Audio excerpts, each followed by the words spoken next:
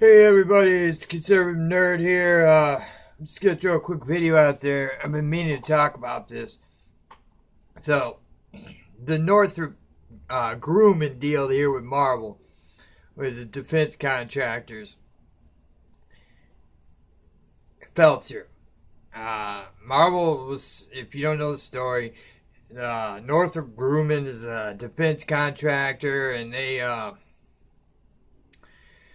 Marvel and them were going to team up and do a comic kind of about space and stuff. And kids doing math. Not a big deal, really. But I knew because they were a defense contractor. I knew when I heard it. I think I heard it Thursday night or maybe it was Friday morning. I think it might have been Friday. I don't know. But it kind of got washed away under the craziness of the retailers convention. And I'm going to get to that too. But Northrop Grumman Marvel backed out on the deal at the last freaking minute. Like, they were supposed to announce it all Saturday, and they were like, no, we're not. We can't do it. And here's why. Because I was looking around on Twitter, and there's a letter from G. Willow Wilson how she was going to quit, and how a lot of her buddies in the industry were going to all walk out on Marvel. And Marvel freaked out because all their SJW creators were going to walk out. What the hell is wrong with you, Marvel? You are the most ballless, soulless company in the world. They don't make guns. They make stupid space stuff. And yeah, what's wrong with kids learning about like math and science? And isn't that what you're all about? Like, yeah, like, for Gia Wilson to act like she's all uppity about it and something special, like, who are you? You don't own the company. The company has to make money. It's almost like they don't want the company to make money. It's like, can you imagine letting somebody come into your company and work for you and paying their salary and them telling you what they do and what's gonna happen? Like, it's insane. It's insane. The insanity of Marvel is insane. These people think like they own this stuff, like it's their stuff. Like they don't own it. You don't own it. You don't own Miss Marvel, G. Will Wilson. Sorry.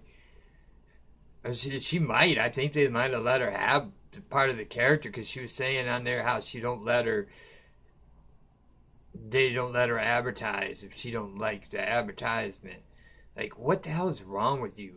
Like, this is the most ballless company ever. It's not like they're selling a lot of books.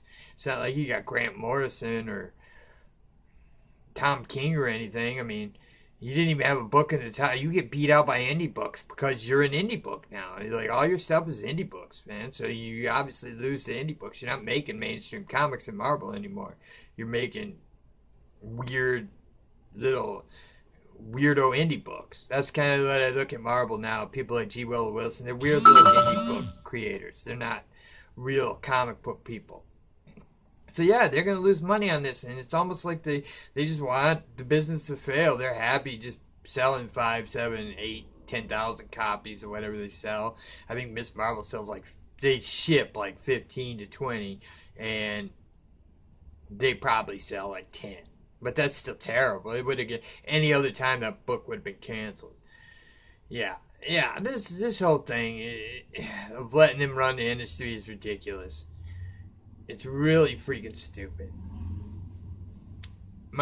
Okay, and now to the other part of the story is that the retailers were complaining about Marvel, how they treat them, and pretty much the whole thing with the ventular covers, where if they have to order like 200 to 200% or something to get those covers, and yeah, it's you only get one or two with every 100 orders or something. Most little comic book shops can't afford that. Marvel's treating, and then everybody's printing the stories how they were racist. I heard there was one guy who yelled out some homo stuff, and really, can you blame him? It's all demographic, man. If I'm in Tennessee or Alabama in my comic book shop, how that's probably not the greatest demographic for Iceman, or almost every book in Marvel has gay characters, so I mean, say what you will, but I'm sure California loves that SJW Marvel stuff. But like out here in, middle America, it's a little different.